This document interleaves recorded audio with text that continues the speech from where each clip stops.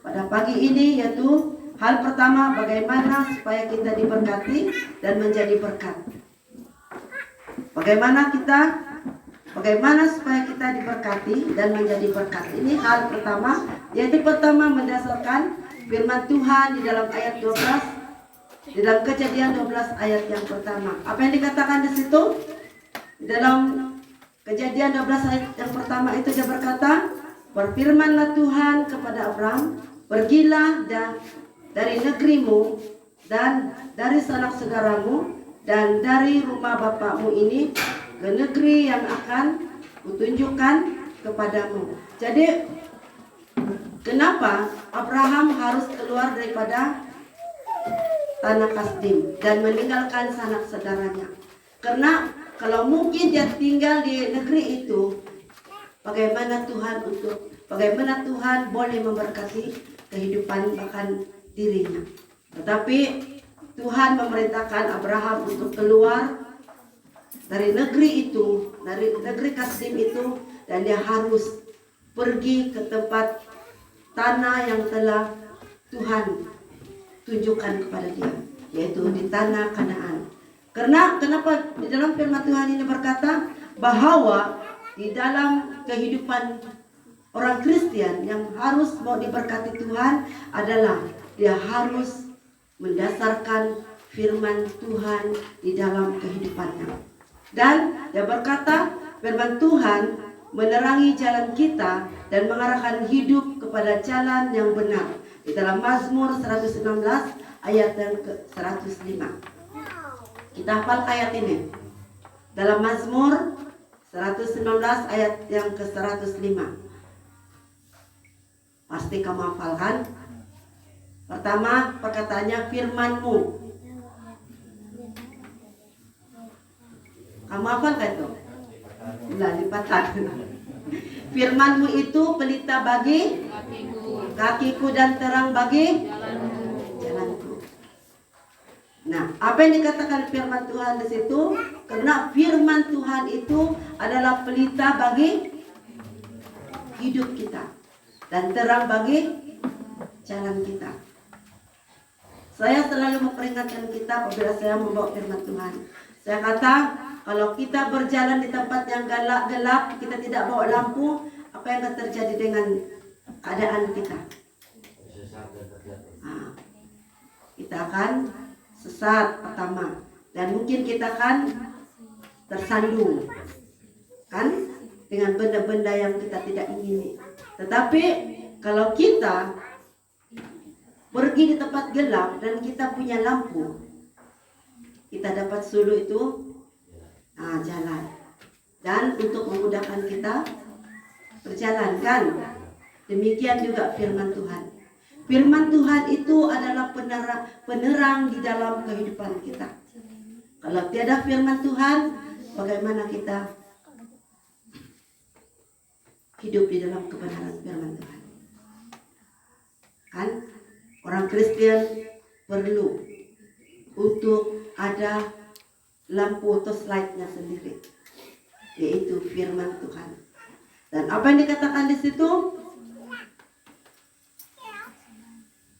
Firman itu adalah penerang di dalam kehidupan kita. Mungkin kehidupan kita 2000 tahun yang lalu tidak baik kan? Tidak baik. Tapi setelah kita menerima Tuhan Yesus sebagai Tuhan dan Juru Selamatnya di dalam kehidupan kita, dan kita sudah menerima firman Tuhan itu, jalan kita sudah menjadi terang. Dan kehidupan kita sudah semakin bagus. Dan tetap berhasil di dalam hidup kita. Tetap berhasil dalam hidup di dalam Yosua 1 ayat yang ke-8. Saya minta satu orang membaca firman Tuhan ini di dalam Yosua 1 ayat yang ke-8. Kita mendasarkan firman Tuhan itu di dalam kehidupan kita. Kalau kita mau diberkati dan menjadi berkat bagi semua orang, yaitu apa dikatakan di sini? Apa? Renungkanlah firman itu siang dan malam. Dia berkata, kalau kita mau berhasil dalam kehidupan kita, kita harus merenungkan firman Tuhan itu siang dan malam di dalam kehidupan kita. Mungkin kalau kita sudah sibuk bekerja, mau cepat-cepat sudah bangun, kita balik, terus kita lupa, kan? Tapi kata firman Tuhan, kata pengkhotbah itu, yang berkata kita harus renungkan itu siang dan malam. Tidak susah lagi kamu cari buku ini, Alkitab ini. Di handphone kamu set Alkitab kamu. Kalau mungkin waktu kamu berjalan kamu lupa, waktu kamu duduk-duduk santai di dalam pekerjaan kamu, tengoklah 2-3 ayat kan firman Tuhan itu. Karena apa yang dikatakan itu, firman Tuhan itu dasar kita diberkati oleh Tuhan. Dan dalam hal yang kedua, bagaimana kita tetap berhasil dan beruntung di tengah dunia ini. Dalam hal yang kedua, bagaimana kita tetap berhasil dan beruntung di tengah dunia ini. Pertama, saya sudah katakan berdasarkan firman Tuhan, melakukan dan renungkan firman Tuhan itu siang dan malam. Dan firman Tuhan juga makanan rohani. Dalam Matius 4 ayat yang keempat. Saya minta kaum wanita membaca ayat ini. Di sini. Kalau kita ditanya hidup itu untuk makan atau makan itu untuk hidup, mana kamu pilih? Makan untuk hidup atau hidup untuk makan? Hah? Makan untuk hidup. Betul gak itu? Hidup untuk makan.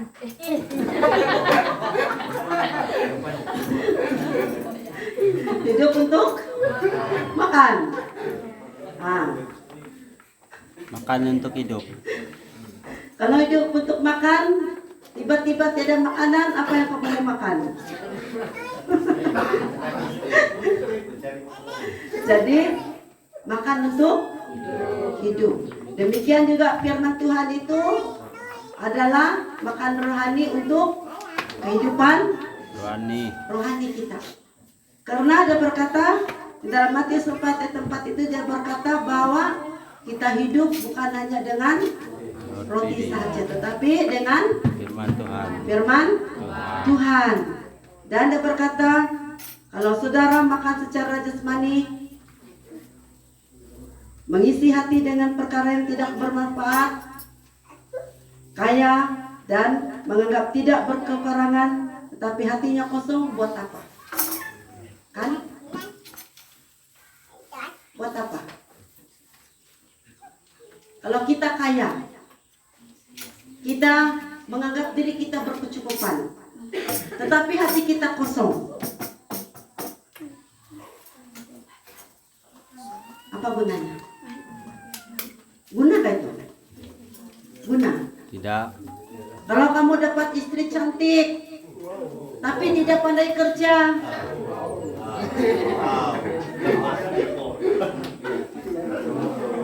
hati kamu tidak kosong kah? Ada palabah. Tengok sejak mukanya kenyang sudah saya.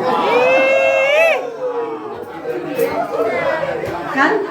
Tapi kalau kamu dapat istri cantik, baru rajin kerja, apa kamu akan cakap? Oh, terima kasih Tuhan, sebab pilihan saya tepat. Kan? Nah, wanita-wanita, kalau kamu dapat suami yang handsome, baru kasih stres sejak kamu, membuat hati kamu kosong. Apa kamu buat? Apa kamu buat? Marah. Istri-istri Marah. memang tidak dikasih tinggal, sebab wanita biasa setia. Kan wanita-wanita? Kenapa di dalam dunia ini bilang, kenapa wanita lambat mati dari suaminya? Kamu tahu jawabannya apa? Hah? Kenapa ramai wanita istri-istrinya di dalam dunia ini lambat mati? Bukan palis-palis, betul-betul. Kenapa? Karena dia berkata, kalau suaminya mati, istrinya tetap setia. Kan? Betul. Sebab kenapa? Sebab dia pikir tentang masa depannya, anak-anaknya. Dia bilang, kalau saya kawin macam mana? Dia bilang, kan? Tetapi kalau suami, kalau istrinya mati,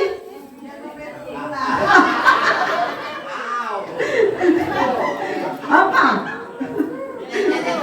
Hah? Tidak apalah kalau mati. Kalau dia mati, saya masih boleh kawin, kan? Kan? Saya boleh kawin, dia bilang, kan? Kadang-kadang kalau si istri sakit bilangnya, oh tidak apa istri. Bilangnya sakit-sakit, tidak apa istri. Saya sudah sediakan engkau beranda yang cantik-cantik. Padahal istrinya masih sakit. Kan? Ai bilang si istri, memang betul-betul dia menyumpah saya ini. Buat cepat mati. Tapi kalau kamu kawin, mana yang lebih baik? Istri pertama kah istri kedua? Pertama lah kan. Tapi biasa pandangan orang bilang, oi kalau istri saya yang pertama ini jahat, mesti istri saya kedua ini bagus. Kan? Itu pikiran manusia. Tetapi bagaimana dengan kita? Dengan Tuhan. Bagaimana pula perhitungan kita dengan Tuhan? Hah? Kita mau menduakan Tuhan kah? Jadi bagaimana? Tetap setia kepada Tuhan. Kenapa Allah memilih wanita Maria menjadi ibu yang melahirkan Yesus? Karena wanita tetap setia kepada Tuhan.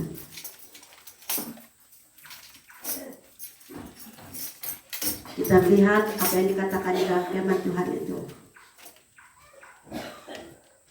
Banyak perkara-perkara yang akan terjadi di dalam kehidupan kita kalau kita tidak mengandalkan firman Tuhan di dalam kehidupan kita. Terkadang apa yang dikatakan di sini, apa yang dikatakan oleh firman Tuhan, apabila kita hidup di tengah dunia ini,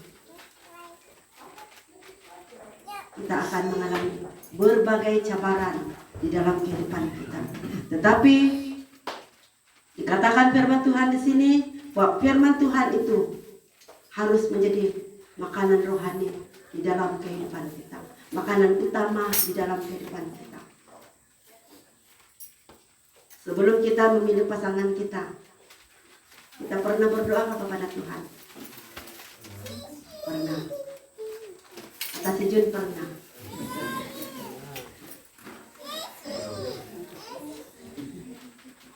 Saya pernah. Saya tidak tahu siapa tulang rusuk saya, tapi saya berdoa. Saya cakap dengan Tuhan sebab Aina kalau pilih kirim salam, oh ya semua aku mau. Tapi doa itu penting. Sebelum saya menemukan Bapak Sheryl, saya berdoa kepada Tuhan. Tuhan,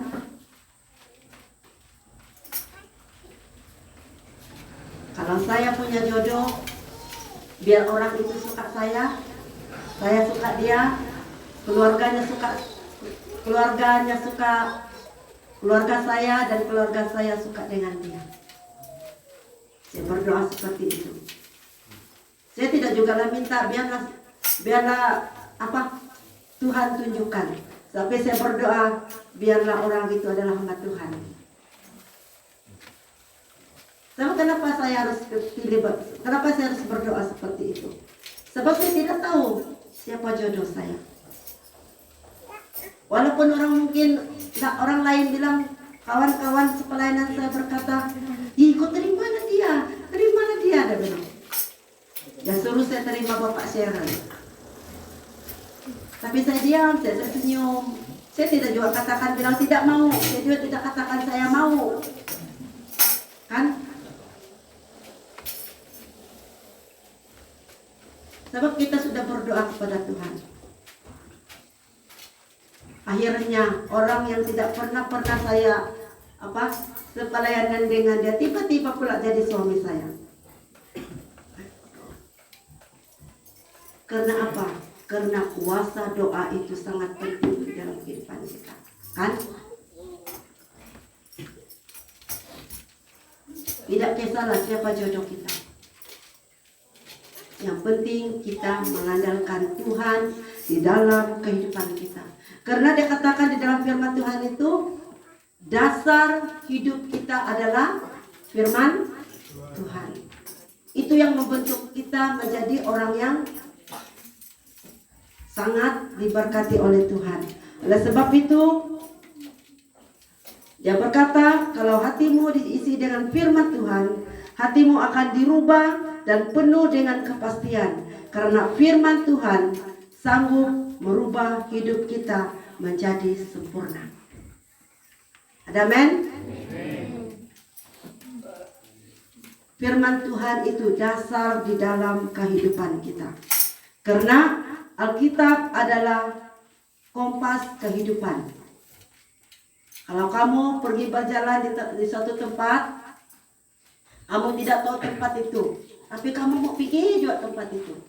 Apa yang kamu guna? Maps klasik kuat. Betul. Kan? Kita guna maps itu. Di mana tempat ini? Mungkin kalau di Senakan tuh yang supermarket besar tuh namanya? Bataras kan? Demikian juga firman Tuhan. Firman Tuhan adalah kompas di dalam kehidupan kita. Alkitab adalah kompas kehidupan. Dan Alkitab adalah suara Tuhan yang sanggup merubah hidup kita. Betul kan? Yo. Kenapa orang tidak suka baca Alkitab ini? Sebab takut dia nanti akhir-akhir Alkitab itu dia sentuh hati kita. Mulai kita ada payah dapat firman Tuhan tidak betul ini. Ditulis manusia apa yang dia bilang. Tapi setiap yang ditulis itu adalah ilham daripada siapa? Daripada Tuhan. Kalau kamu belajar di sekolah, kalau kamu tidak ada dasar buku teks, macam mana kamu menjawab soalan? Bolehkah? Paling-paling susahnya itu susah. Padahal awal tahun lagi dibagi sudah buku teks, kan? Betul kan ya budak-budak sekolah? Kalau cikgu dari awal lagi tidak bagi kamu buku sekolah, kasih tahu ibu bapak kamu. Supaya ibu bapak kamu kasih tahu kenapa cikgu tidak tidak bagi buku teks itu dengan anak saya, macam mana anak saya belajar, kan? Tapi setiap tidak sekolah, awal persekolahan itu sudah ada buku teks, kan? Oleh sebab itu dia berkata, jangan kita isi kehidupan kita dengan kehidupan yang sia-sia. Dan berkata, Alkitab adalah surga yang Tuhan kirim kepada kita. Ingat, Alkitab adalah surga yang telah Tuhan kirimkan kepada kita. Betulkah itu? Kenapa kita memensia-siakan hidup kita? Kenapa kita memensia-siakan tenaga kita? Kenapa kita memensia-siakan duduk di dalam gereja? Kalau itu tidak bermanfaat bagi kita. Kenapa kita mau jadi orang Kristen? Dulunya ikut-ikut kawan, kau mau dibaptis? Mau. Sekali dibaptis, malah ini di gereja. Aku belum siap. Padahal dibaptis itu sudah siap, dibilang. Berarti dia ikut siapa? Ikut kawan. Bukan dengan hati dia, kerelaan dia untuk menerima Yesus dalam kehidupannya. Kalau jejakan, kalau cintanya ditolak, apa akan jadi? Pugai bertindak.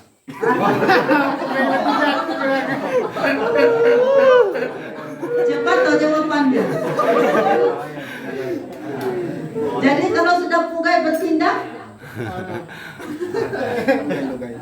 bagaimana dengan rumah tangganya? Hancur. Hah? Napurak. Hah?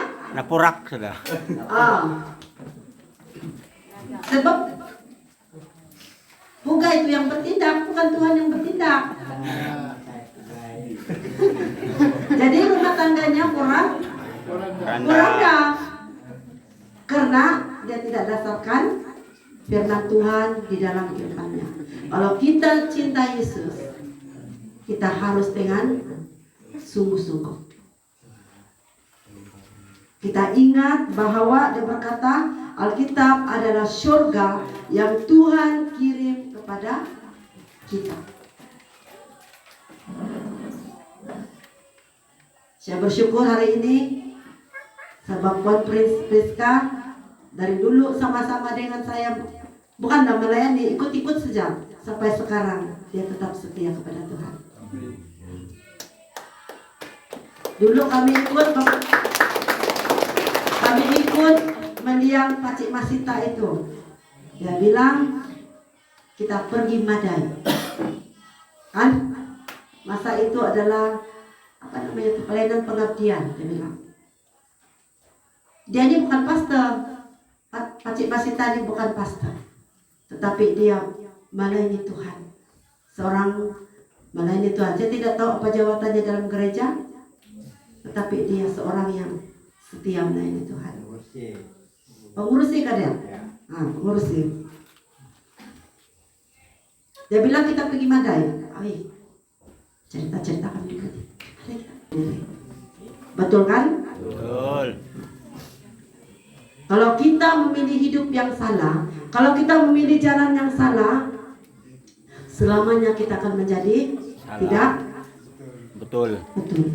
Tetapi kalau kita memilih jalan yang betul, selama-lamanya kita akan menjadi Salah. betul. Oleh sebab itu, kalau kita mau menerima keselamatan daripada Tuhan, kita harus menerima perubahan secara jasmani di dalam kehidupan kita. Ajakan firman Tuhan kita pada pagi ini, marilah kita menaikkan mezbah pujian kepada Tuhan.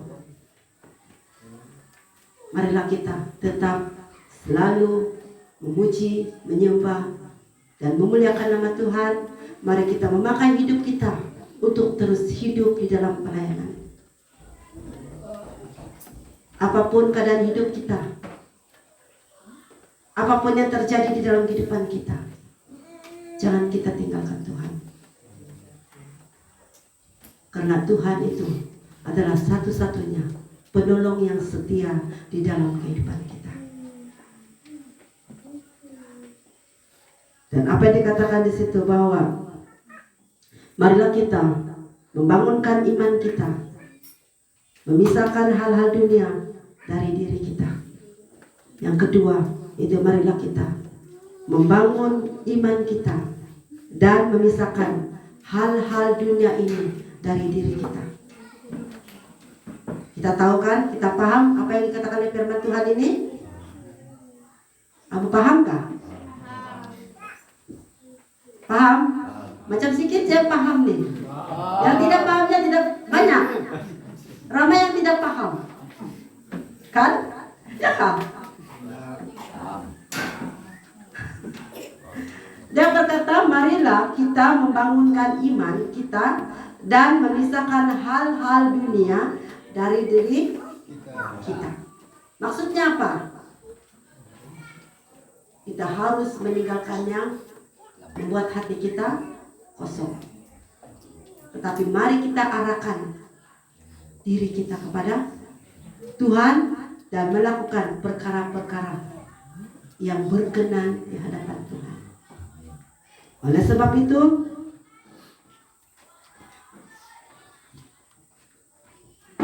cabaran hidup kita harus kita tengani dengan selalu mengandalkan Tuhan dalam kehidupan kita. Saya ingat ini cabaran saya yang kedua, hal-hal dunia ini. Karena hal-hal dunia ini selalu mengecewakan kita. Tetapi kalau kita mengandalkan Tuhan di dalam kehidupan kita, hidup kita akan menjadi sempurna. Saya bersyukur walaupun kita kikir-kikir begini, walaupun bertitis-titis sudah keringat saya, kita masih setia duduk mendengar suara Tuhan di dalam kehidupan kita. Dan apa yang dikatakan di sini, semakin dekat dengan dunia, hidup kita sama seperti dengan dunia.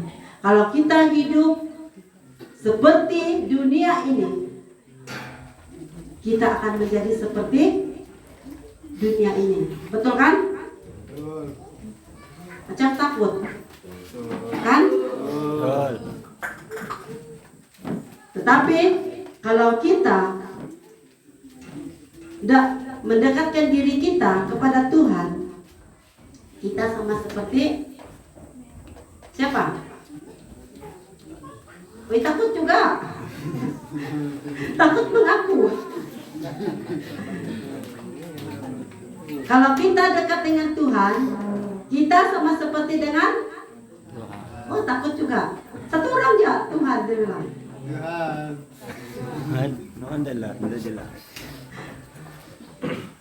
Kalau kita mendekatkan diri kita kepada Tuhan, kita sama seperti Tuhan. Begitu Pak. Sama seperti Tuhan. Jangan macam mereka Lucifer pula. Sama seperti Tuhan, mau lagi tinggi jadi Tuhan. Kan? Apalah saya ini pemimpin, ketua pemimpin Sangkor saja. Apalah itu? Kan dia meninggikan diri, dia ego, dia lupa bahwa dia juga ciptaan Tuhan. Dia ini malaikat, kamu ingat, Lucifer adalah malaikat Tuhan. Karena dia melawan Tuhan, Tuhan turunkan dia ke dalam dunia ini. Dan di dunia ini dia tidak mau sendiri. Dia cari kalau gangster dia cari apa? Kalau ketuanya cari pengikutnya kan. Kalau dia sendiri baru dia bergaduh sama orang. Sendiri dia dapat dia lawan ramai orang? Tidak. Jadi dia mau cari apa? Dia cari kawannya kan. Betul kan?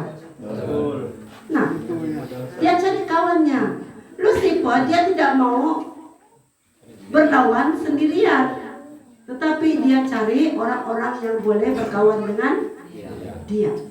Dengan cara apa? Dengan cara yang halus.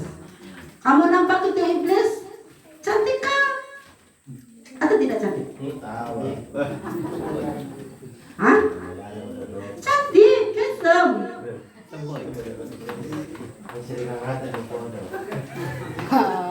Kan?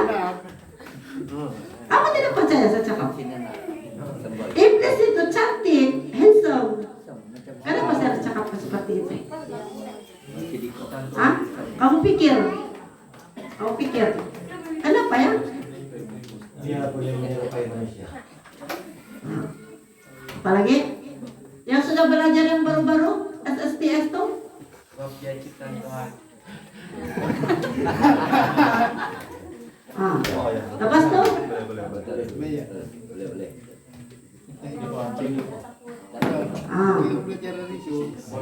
Iblis itu mukanya tidak buruk.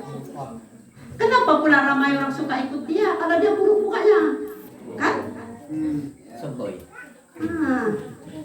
Sebab perkataannya itu, ayo sayang, mari kita buat hal dalam dunia ini, dia bilang. Kan? Dia tidak akan mari. Mesti kau lari kan? Kalau penculik itu bilang turun cak penculik itu di dalam keretanya, mesti kau lari sudah kan? Sebab kau tahu itu penculik. Tetapi kalau orang tuh keluar dengan mukanya, lari ke kamu? Kamu sudah makan? Tidak kamu lari. Tidak kamu lari kan?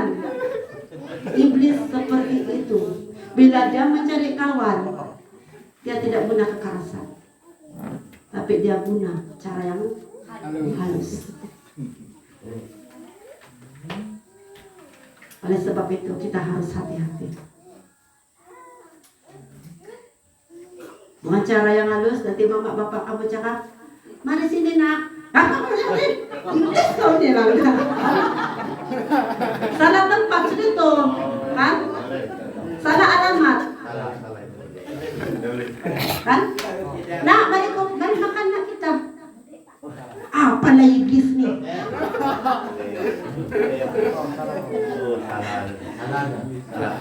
Salah tempatnya kan? Jadi macam mana tuh ya? Kalau kita kenal tuh, macam mana cara kita mengenal tuh iblis ah? Dengan cara yang halusnya macam mana? Menggoda. Dia menggodakan, dia bawa kita. Ya. Dia bawa kita membuat satu perkara yang tidak baik, yang menyusahkan diri sendiri, dan membuat kita jauh dari Tuhan. Kan? Kalau saya khotbah baru kamu bilang, apa lah itu? Bukan cakap Tuhan itu, cakap iblis. Kau tengok tuh, menyindir cakap kerjanya, ya benar. Kan? Padahal itu firman Tuhan. Kalau saya cakap memang depan saya cakap, kau buat salah. Kan? Tapi firman Tuhan, ingat, firman Tuhan tajam dan pedang yang tajam dan bermata dua, kan? Dia berkata, menusuk hati kita dalam-dalam. Firman Tuhan itu walau sakit, tapi ubat. Kan? Obat malaria itu pahit, tapi dia menyembuhkan penyakit kita, kan? Firman Tuhan itu pedas, tapi satu obat yang manjur, kata firman Tuhan. Kita belajar. Kau minat kau bilang pokok dulu tuh yang kamu undang, yang diundang di sini tuh. Berarti orang itu pada bilang semana. Berarti firman Tuhan itu sudah masuk di hatinya.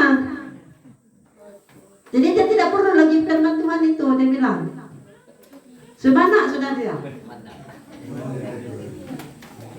Tapi kalau dia ditegur oleh firman Tuhan, lalu tetap juga duduk di situ, Sumana juga. Sebab dia mau berubah, kan? Betul itu Jun, cakap betul. Orang yang setia duduk di dalam gereja, walaupun dicakap oleh firman Tuhan, walaupun sakit didengar, tapi duduk ke dalam firman, di dalam gedung gereja. Dia sumana, sebab dia mau berubah, kan? Dia mau lebih berubah,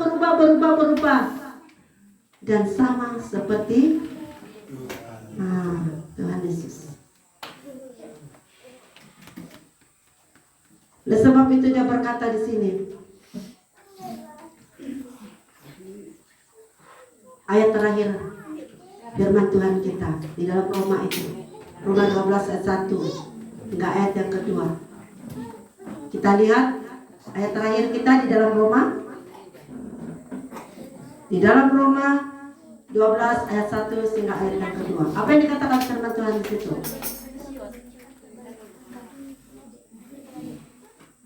Karena itu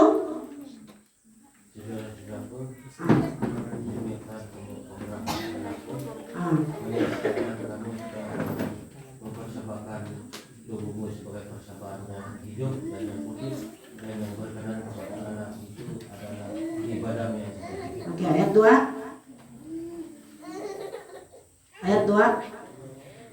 Janganlah kamu menjadi serupa dengan dunia ini, tetapi berubahlah oleh mengubah format tubuhmu, sehingga kamu dapat membedakan yang mana kehendak Allah, apa yang baik dan yang berkenan kepada Allah dan yang sempurna.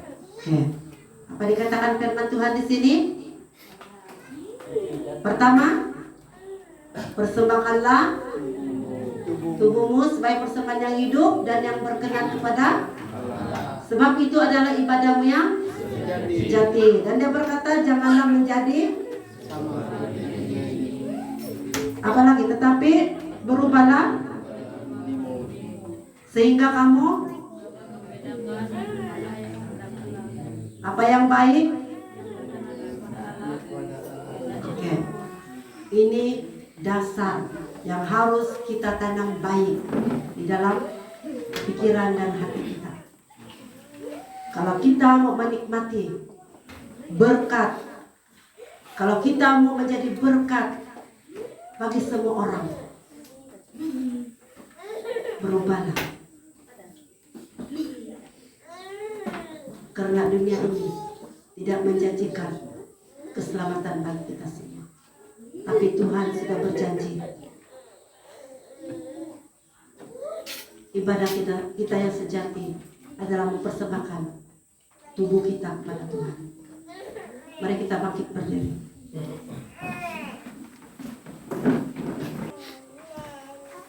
Karena Engkau adalah sumber kekuatan kami. Lewat terima firman Tuhan yang sudah kami dengar sebentar tadi. Berkatilah mereka, berkatilah anak-anakmu dengan damai sejahtera daripada Bapa, Anak, Roh Kudus, menyertai kami semua dari sekarang ini sampai selama-lamanya. Terima kasih Tuhan. Kami sambut firman-Mu hanya di dalam nama Yesus kami berdoa dan bersyukur. Amin. Terima kasih atas perhatian kita. Berdiri untuk menghormati firman Tuhan tadi. Biar firman Tuhan itu menjadi kekuatan dalam kehidupan kita. Apapun cobaan kita dalam dunia ini, hanya satu, yaitu berdoa dan sampaikan kepada Tuhan kita Yesus Kristus. Jadi untuk mengangkat pujian ini, mari kita menyanyi sampaikan kepada Yesus.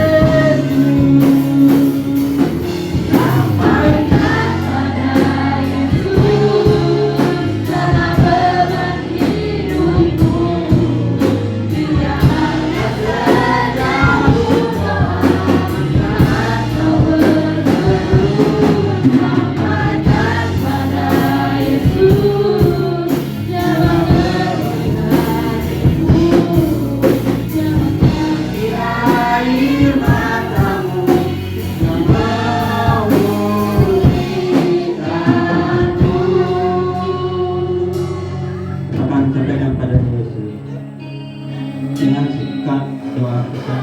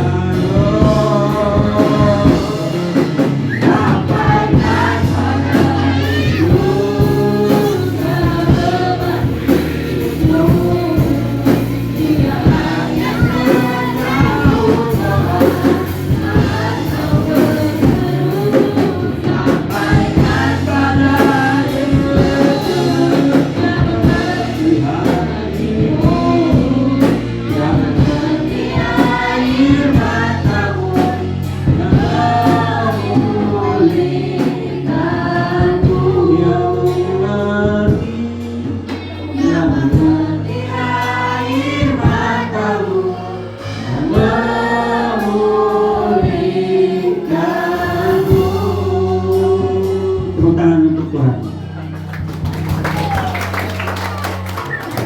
Silakan mau duduk, tapi siapa mau duduk boleh duduk, siapa mau berdiri boleh berdiri.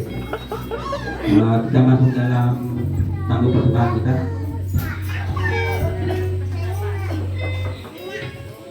Kita angkat pujian segala bersyukur. Tangguh persembahan dibawa oleh Bapak Deyok sama Ibu Priska.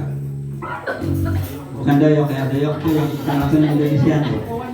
Bapak Deyok lah, ya kita tahu. Pandai.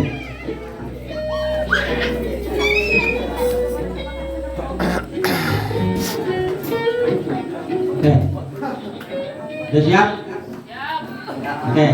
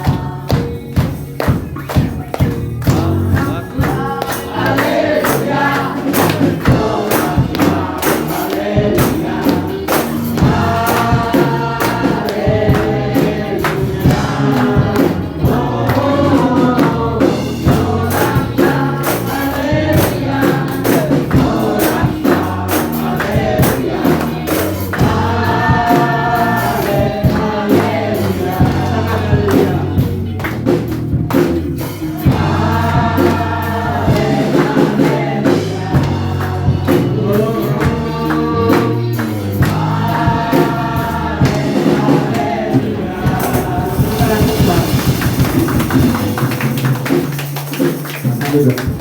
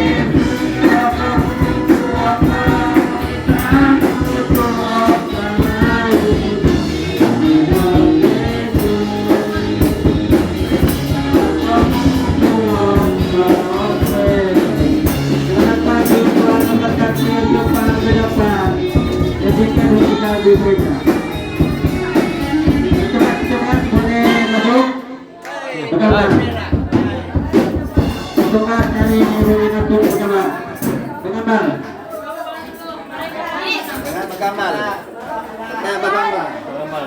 Pekamal na kamu.